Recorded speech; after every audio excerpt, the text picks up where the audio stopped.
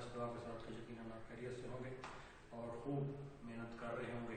اللہ تعالیٰ آپ کو محنت کرنے کی توفیق دے. Chapter number 3 lecture number 7. آج ہمارا ٹاپک ہے اخوت اور مساوات. سب سے پہلے ہم اخوت کے بارے میں پڑھتے ہیں. اخوت کا لغوی معنی اخ سے نکلا ہے. اخ بھائی کو کہتے ہیں. اخوت بھائی چارہ. تو نام سے بھی ظاہر ہے کہ اس کے اندر بھائی چارے کی بات ہوگی.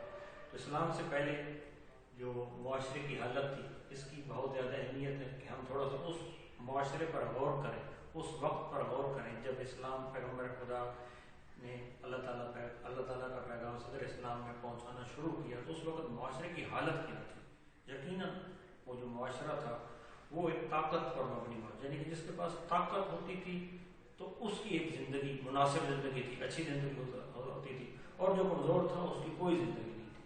اور پھر اس بنیاد پر جو طاقتور تھے وہ ایک دوسرے کے ساتھ دشمنیاں رکھتے تھے اور وہ دشمنیوں پہ اپنی فخر کرتے تھے. اور ان کی دشمنیاں 40 سال 50 سال, یعنی کہ ایک نسل نے دشمنی شروع کی, قتل و غارت کا سلسلہ شروع کیا, پھر دوسری نسل بھی گزر گئی, تیسری نسل بھی گزر. تو یہ ایک سلسلہ تھا اس وقت کا جس وقت اسلام نے اپنی تعلیمات کا آغاز, پیغمبر نے اپنی تعلیمات کا آغاز کیا. تو معاشرے کی حالت یہ تھی, یعنی کہ 40 سال کی دشمنیاں چل رہی تھی اور وہ اپنی دشمنیوں کو فخر کرتے تھے. اور ان کے حالات بہت خراب تھے اور چھوٹی چھوٹی باتوں پہ دشمنیاں ہوتی تھی. یعنی کہ گھوڑے کو آگے بڑھا دیا, پانی پلانے پہ جھگڑا, تم نے اونٹ کو پانی کیوں پلا دیا, اس بات پہ جھگڑا شروع ہوتا تھا اور وہ کئی زندگیوں یعنی کہ ختم ہو جاتی تھی, قتل و غارت کا سلسلہ شروع ہوتا تھا. تو یہ اسلام سے پہلے حالت تھی جس کی وجہ سے اخوت کی بہت زیادہ اہمیت ہوئی. تو پیغمبر خدا جب اسلام یعنی کہ دین کا پیغام لے کر آئے تو یقیناً انہوں نے بہت بڑا پیغام دیا, اخوت کا پیغام دیا, بھائی چارے کا پیغام دیا, اور کہا کہ تمام مسلمان آپس میں بھائی بھائی, یعنی کہ ایک انما المؤمنون اخوۃ, یہ تمام مومن آپس میں بھائی بھائی ہیں. یہ جب پیغام دیا تو اس میں سارے مومنوں کو, مسلمانوں کو بھائی قرار دیا اسلام نے. لیکن وہ معاشرہ جو 40 سال سے ایک دوسرے کا دشمن تھا, اتنی جلدی اور اتنی آسانی سے ان تعلیمات کو ماننے والا نہیں تھا. لیکن یہ اللہ کا فضل و کرم ہے جس کو قرآن نے بھی واضح کیا ہے. تو قرآن کی روشنی میں ہم پڑھتے ہیں. سب سے پہلے قرآن کی ایک آیت ہے, بسم اللہ الرحمن الرحیم, واذکروا نعمت اللہ علیکم اذ کنتم اعداء فالف بین قلوبکم فاصبحتم بنعمتہ اخوانا. اس کا تھوڑا سا معنی دیکھیں کہ یاد کرو, واذکروا, یاد کرو نعمت اللہ علیکم, اس نعمت کو, اس انعام کو, اس فضل کو, اس مہربانی کو جو تم پر کیا گیا, اللہ تعالیٰ نے کیا. کیا؟ اذ کنتم اعداء, جب تم دشمن تھے. یعنی کہ اسلام ان کے ان زمانہ جاہلیت کی دشمنی کو یاد کرا رہا ہے کہ تم کتنے بڑے دشمن تھے ایک دوسرے کے. فالف بین قلوبکم, اللہ تعالیٰ نے تمہارے دلوں کو جوڑ دیا, یعنی اس نے تمہارے دلوں کو جوڑ دیا, اللہ نے تمہارے دلوں کو جوڑا, ورنہ تمہاری جو دشمنیاں تھیں تو وہ جوڑنے والی نہیں تھی. یہ اللہ کا فضل اور مہربانی تھی. فاصبحتم بنعمتہ اخوانا, تم اس کی مہربانی سے, اس کے فضل سے تو بھائی بھائی بن گئے. یعنی کہ ایسے بھائی کوئی نہیں بن سکتا تھا, اتنی ان کی سخت دشمنیاں تھیں اور اتنا وہ شدید تھے دشمنی میں. تو اس قرآن کے صحت میں واضح طور پر ہے کہ یہ اللہ کی نعمت فضل تھا کہ وہ آپس میں بھائی بن جائے, کیونکہ اللہ تعالیٰ نے دلوں میں کیا ڈال دی, محبت ڈال دی, جس کی طرف قرآن نے آگے دوسری آیت میں اشارہ ہوا سورہ الانفال میں, بسم اللہ الرحمن الرحیم, الف بین قلوبہم, اور اس نے جوڑ دیا تمہارے دلوں کو. تمہارے دلوں میں الفت ہے, جوڑ دیا, یعنی تمہارے دلوں میں الفت پیدا کر دی. لو انفقت ما فی الارض جميعا, پیغمبر کہا جا رہا ہے کہ جو کچھ بھی ہے دنیا میں سب کچھ خرچ کر دیا جاتا تو پھر بھی, یعنی کہ دنیا میں جو کچھ عرض پر سب کچھ خرچ کر دیا جاتا, ما الفت بین قلوبہم, تو پھر بھی ان کے دلوں میں آپ جو خرچ کر رہے تھے پھر بھی آپ ان کے دلوں میں الفت یا محبت پیدا نہیں کر سکتے تھے. ولکن اللہ الف بینہم, لیکن اللہ نے یہ سب کچھ کر دیا, اللہ نے ان کے دلوں میں محبت پیدا کر دی. انہ عزیز الحکیم, وہ زور آور اور حکمت والا ہے. تو اس سے تو قرآن کی آیات سے کیا نظر آیا, اتنے شدید تر تھے وہ دشمنی میں کہ کوئی چانس نہیں تھے ان کے آپس میں ملنے کے, دوست بننے کے, بھائی بننے کے. لیکن اللہ تعالیٰ نے ان کے دلوں میں محبت ڈال دی, پیار ڈال دیا, کیونکہ کیونکہ انسان کا اصل جو مالک ہے اللہ تعالیٰ کی ذات ہے اور مکمل کنٹرول اصل میں اللہ تعالیٰ کے پاس ہے. تو اللہ تعالیٰ نے ان کے دلوں میں روشنی ڈالی, ان کے دلوں میں محبت ڈالی, اور جس کے نتیجے میں وہ آپس میں بھائی بن جائے. تو یہ تھا قرآن کے حوالے. اب تھوڑا سا ایک دو چار احادیث کی شکل میں بھی پڑھ لیتے ہیں تو پیغمبر خدا کی یقیناً تعلیمات جو کچھ اللہ تعالیٰ نے آپ تک پہنچایا، نہ صرف آپ نے پہنچایا بلکہ کر کے دکھایا۔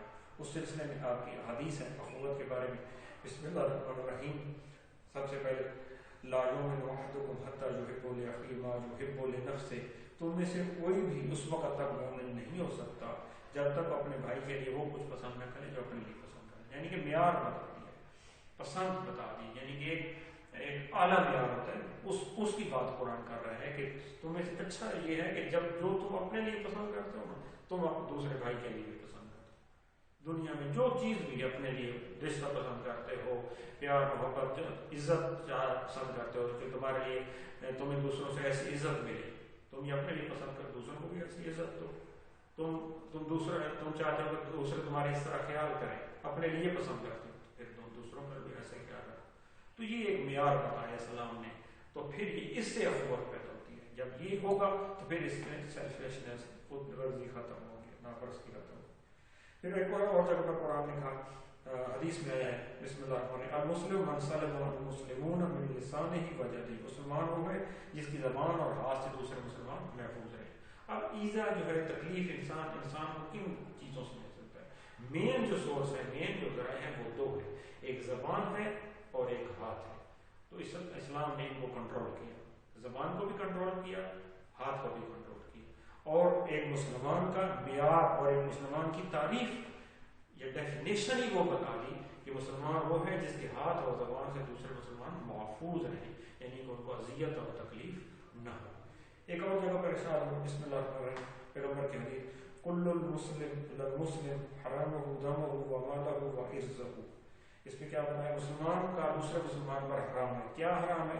خون، مال اور آبرو۔ یہ تینوں چیزیں زمانے جاہلیت میں یہ سب کچھ جائز تھا، یعنی کہ مال بھی جائز تھا، لوٹنا، کسی کو قتل کرنا بھی طاقت کے زور پہ جائز تھا سب کچھ، اور عزت و آبرو کا بھی کوئی خیال نہیں تھا۔ لیکن اسلام نے ان تینوں کو محفوظ کیا، اور جو انسان کے لیے بہت اہم تھا، تو اسلام نے کہا، پیغمبر کی حدیث میں ہوا کہ مسلمان ہی وہ ہے کہ جس کو ان چیزوں کا خیال ہے دوسروں کا، یعنی کہ وہ دوسروں کے مال کا، دوسروں کی عزت کا، دوسروں کے جان کا خیال رکھتا ہے۔ اگر یہ سب کچھ اس کے اندر ہے، یہ اس کے اندر اوصاف اور صفات پائی جاتی ہیں، تو وہ مسلمان ہے۔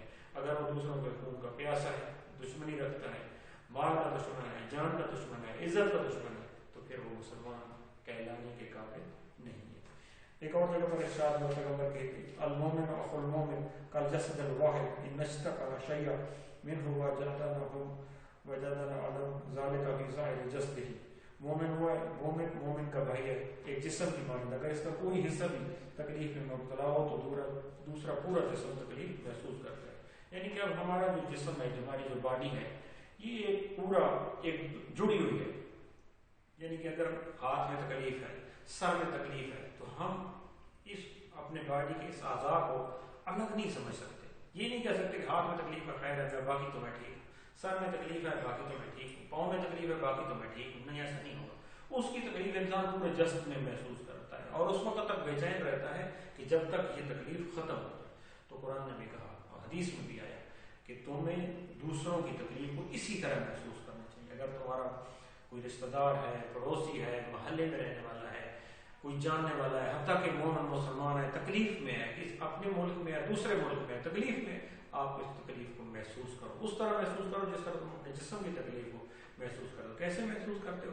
تو پھر تمہاری کوشش ہوتی ہے کہ ہر حال اس تکلیف کا ازالہ ہو، یہ ختم ہو۔ تو اسی طرح تمہیں دوسروں کی تکلیف کو اول تو دینا نہیں چاہیے، لیکن اگر کسی کو کوئی تکلیف ہے تو اس کا ازالہ کرنے کی اور اس کے خاتمے کی کوشش کرنی چاہیے۔ تو اس کی بنیاد پر پیغمبر خدا نے مواقعات مدینہ کا، یعنی کہ یہ حالات تھے جب اسلام کا ابتدائی دور تھا، لوگ دشمن تھے، ایک دوسرے تھے، تو اس وقت پیغمبر نے مواقعات مدینہ قائم کیا، رشتہ مواقعات قائم کیا، کیونکہ انصار وہ لوگ تھے جو مکہ سے تشریف لائے تھے، اور انصار وہ تھے جو مدینہ میں رہتے تھے، اور مہاجرین وہ تھے جو مکہ سے تشریف لائے تھے۔ تو ایک ایک انصار اور ایک ایک مہاجر کو پیغمبر خدا نے بھائی بھائی بنایا۔ اس کو رشتہ مواقعات کہتے ہیں۔ تاریخ میں یہ پہلا بھائی چارے کا رشتہ تھا، جو بظاہر خون کے رشتہ دار نہیں تھے، لیکن شہر میں ایک کے رہنے والے نہیں تھے، یعنی کہ وہ مکہ سے آئے ہوئے تھے کہ مدینہ کے رہنے والے تھے، اور ان دونوں کا آپس میں ایک رشتے کے لیے بھائی بنایا. تو یہ اتنا مضبوط رشتہ ہوا کہ وہ جو انصار تھے یعنی کہ مدینہ کے رہنے والے تھے, ان کے پاس اگر گھر تھا تو اپنے مہاجر بھائی کو آدھا گھر دے دیا, کاروبار تھا تو آدھا کاروبار دے دیا, باغات تھے, کھیت تھے, جو کچھ بھی تھا انہوں نے آدھا آدھا کر دیا. لیکن دوسری طرف جو مہاجرین تھے وہ بھی خوددار تھے, غیرت مند لوگ تھے. انہیں بھی تھا کہ ہم جلد سے جلد ان پر بوجھ نہ بنے, بلکہ جلد سے جلد ہم اپنے لیے خود سورس پیدا کریں, کمائی کا ذریعہ پیدا کریں, اور ان پر زیادہ سے زیادہ بوجھ نہ بنے. اور وہ بھی اپنی محنت مزدوری انہوں نے شروع کر دی. تو پیغمبر نے یہ ایک معاشرہ اپنی زندگی میں یعنی کہ بڑے کم عرصے اس طرح اس لیے قرآن نے کہا کہ تمہارے یہ حالات تھے اور ہم نے تمہارے دلوں میں محبت اور پیار ڈال دیا اور تمہیں ایک دوسرے کے بھائی بہن کیا. تو یہ ایک بہت بڑا رشتہ پیغمبر نے قائم کیا اس معاشرے کے اندر جو ایک دوسرے کے خون کے پیاسے تھے. اب نیکسٹ آتے ہیں دوسرے اس کی طرف, اور وہ ہے مساوات. مساوات دوسرا ہمارا ٹاپک مساوات ہے. لغوی معنی برابری, لغوی معنی برابری کے, اور معاشرے یعنی کہ رہتے ہوئے لوگوں کا ایک دوسرے کے برابر ہونا. اسلام نے ایک مرتبہ سب کو برابر قرار دیا, یعنی کہ رہن سہن, نسل کی بنیاد پہ, رنگ کی بنیاد پہ اور کسی عہدے کی بنیاد پہ اسلام نے کوئی فوقیت نہیں دی. ہاں ایک فوقیت ہے, وہ ہے تقویٰ. تقویٰ کی بنیاد پر فوقیت ہے. اس کے علاوہ اسلام نے شاہ بدا, آقا, غلام سب کو برابر کر دیا. اور پیغمبر سے جو عرب قبائل میں خصوصاً سردار قبائل تھے ان کا جو اختلاف تھا, سب سے بڑا اختلاف شروع میں تھا, وہ ان میں سے اور بھی اختلافات کے اسباب تھے, ان میں سے ایک یہ مساوات بھی تھا. کیونکہ پیغمبر نے جب یہ تعلیم دی کہ سارے آقا اور غلام برابر ہیں تو وہ اس چیز کے قائل نہیں تھے. یقیناً وہ غلام کو تو اپنے برابر کیسے سمجھ سکتے تھے. تو اس طرح کی اور بھی اسی طرح پیغمبر کے پاس غلام بھی اسی طرح بیٹھے ہوتے تھے جیسے بڑے بڑے سردار آتے تھے, تو ان کو اس سے شرمندگی محسوس ہوتی تھی اور وہ کہتے تھے کہ یہ کیسے ممکن ہے کہ ہم اپنے ان کے سامنے یا ان کے ساتھ بیٹھے, ایک ہی جگہ پر بیٹھے کہ جو ہمارے کل تک غلام تھے. تو اس پر پیغمبر نے کوئی کمپرومائز نہیں کیا. تو یہ وہ تعلیمات تھی اسلام کی جس سے عرب کے وہ لوگ جو طبقاتی نظام کے قائل تھے, آقا غلام کے یعنی کہ فرق کے قائل تھے, ان کو بہت زیادہ تکلیف ہوئی. لیکن اسلام نے ان سب کو برابر قرار دیا. سلمان فارسی ہو, بلال حبشی ہو, سہیب رومی ہو, یہ عجم باہر سے آئے ہوئے تھے, کچھ عجمی بھی تھے, یعنی کہ فارس سے آیا ہوا تھا مثلا سلمان فارسی, تو اجمی ہو تو ویسے بھی عرب اپنے برابر نہیں سمجھتے تھے. تو اسی طرح اور بھی اگر غلام تھا تو اسلام نے ان کو برابر قرار دیا. تقویٰ کی بنیاد پر اگر کوئی فوقیت تھی تقویٰ کی بنیاد پر تھی, لیکن اس کے علاوہ کوئی فوقیت نہیں تھی. لیکن جو دیگر زمانے جاہلیت میں تھا وہ سارے فرق اس میں, ذات پات, یہ سارے نسل کا فرق, ذات پات کا فرق, یہ سارا ان میں موجود تھا اور یہ وقت تھی. لیکن اسلام نے سب کچھ ختم کر دیا. قرآن میں ارشاد ہوا, قرآن میں ارشاد ہوا تھا بسم اللہ الرحمن الرحیم سورہ الحجرات کی آیت, یا بسم اللہ الرحمن الرحیم یا ایھا الناس انا خلقناکم من ذکر و انثى وجعلناکم شعوبا وقبائل لتعارفوا ان اکرمکم عند اللہ اتقاکم. یا ایھا الناس, اے لوگ, انا خلقناکم من ذکر و انثى, کہ ہم نے آپ کو خلق کیا مرد اور عورت, وجعلناکم شعوبا وقبائل, آپ کو کس میں بانٹا, خاندانوں میں اور قبیلوں میں بانٹا. کس لیے بانٹا, لتعارفوا, صرف اور صرف تمہاری شناخت کے لیے بانٹا. یعنی کہ اس لیے نہیں بانٹا کہ تم فقیت حاصل کر رہے ہو, تم بڑے بن گئے ہو, اس لیے نہیں بانٹا, صرف تمہاری تعارف کے لیے, تعارف کی حد تک بانٹا. لیکن عزت اور تقوی کا, عزت کا معیار اللہ کے نزدیک ہے. عزت کا معیار کیا بتایا, انا اکرمکم عند اللہ, یعنی کہ عزت والا اللہ کے نزدیک کون ہے, اتقاکم, جو تم میں سے زیادہ پرہیزگار ہے, متقی ہے, یعنی کہ جو اللہ کے احکامات کی پیروی کرنے والا ہے, رسول اللہ اور اس کے رسول کی اطاعت اور پیروی کرنے والا ہے, وہ عزت والا ہے اللہ کے نزدیک. نہ کہ قبیلے کی بنیاد پر, خاندان کی بنیاد پر, عہدے کی بنیاد پر. قرآن نے سب کچھ کو ختم کر دیا. قرآن مساوات کی مثال حدیث کی روشنی میں خطبہ الوداع کے موقع پر آپ نے کیا فرمایا, یا ایھا الناس, اے لوگ, ان ربکم واحد, تمہارا رب ایک ہے, وان اباکم واحد, تمہارا باپ یعنی حضرت آدم بھی ایک ہے, اللہ فضل عربی اللہ عجمی, یعنی کہ کسی عربی کو اجمی پر اور اجمی کو عربی کا کوئی فضیلت نہیں ہے, ولا احمر اللہ اسود ولا اسود اللہ احمر, یعنی کہ کسی سرخ کو کالے پر اور کالے کو سرخ پر کوئی فضیلت نہیں. یعنی کہ وہ معیار تھے, یعنی کہ عرب اور عجم ایک معیار تھا, اس پر وہ فخر کرتے تھے. تو اسلام نے اس کو مٹا دیا کہ عربی اجمی سارے برابر ہیں, کوئی فرق نہیں ہے ان میں. اسی طرح رنگ کی بنیاد پر, نسل کی بنیاد پر فرق کرتے تھے, یعنی کہ سرخ اور کالے کا فرق. اس پر بھی اسلام نے منع کر دیا کہ یہ بھی کچھ بھی نہیں ہے. حالانکہ یعنی کہ جو حبش کے تھے یا غلام تھے وہ ان کا رنگ سیاہ ہوتا تھا، لیکن اگر ان کا کردار اچھا ہے تو وہ سرداروں سے اچھے ہیں جو جن کے کردار اچھے نہیں ہیں. تو اسلام نے اس طریقے سے مساوات کا درس دیا، قرآن اور حدیث کے اندر روشنی میں ثابت کیا اور ان سب کو برابر کر دیا. مساوات کی عملی تربیت کا، مساوات کی عملی تربیت کا اسلام نے کون سی بنائی؟ سب سے اہم مسجد ہے. مسجد کے اندر کسی کو اپنی جگہ مختص کرنے کی کوئی یعنی کہ اجازت نہیں ہے کہ وہ اپنی جگہ کو مصلی بنا دے یا کوئی جگہ مختص کر دے، ایسی اجازت کسی کو بھی نہیں ہے. یعنی کہ آقا غلام برابر کھڑے ہوں گے، ان میں کوئی یہ نہیں ہوگا کہ پہلے صف میں سردار کھڑے ہوں گے بعد میں غلام کھڑے ہوں گے، ایسا کچھ بھی نہیں ہے. ایک ہی صف میں ایک ہی جگہ پر اسلام نے کہا کہ دونوں کھڑے ہو سکتے ہیں، یہاں کوئی کسی قسم کا فرق نہیں کر سکتا. تو اسلام نے یہ عملی تربیت اس طرح کے، اس کے علاوہ پیغمبر نے خود بھی عملی طور پر، کیونکہ اس وقت غلاموں کو بہت ہی پست سمجھا جاتا، تو آپ نے اپنی پھوپھی ذات بہن حضرت زینب کا رشتہ حضرت زید کے ساتھ کر دیا. تو اس سے یعنی کہ ایک اور آپ نے عملی مثال قائم کی جو اس وقت کے معاشرے کے لیے بہت ہی ناممکن تھی، جو آپ نے یہ رشتہ کیا. اور ان عرب قبائلوں کو جو اپنے غلاموں کو بالکل اپنے قریب بھی نہیں سمجھتے تھے، انسان بھی آپ کہہ سکتے ہیں نہیں سمجھتے تھے، تو آپ نے جب اس طرح کا رشتہ کر دیا تو اس طرح آپ نے غلاموں کو اور آقوں کو دونوں کو برابر کر دیا.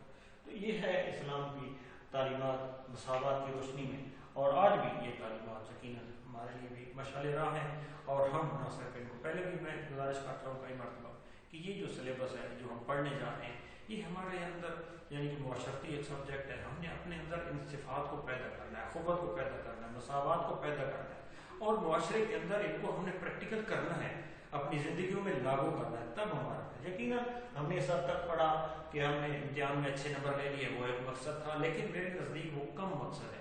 لیکن زیادہ اصل اچھا مقصد کیا ہے کہ ہم اپنے کردار کو بہتر کریں. یہ جو تعلیمات ہیں مساوات کی شکل میں، اخوت کی شکل میں جو ہم پڑھ رہے ہیں، تو ہم ان کو سمجھیں اور ان پر عمل کریں.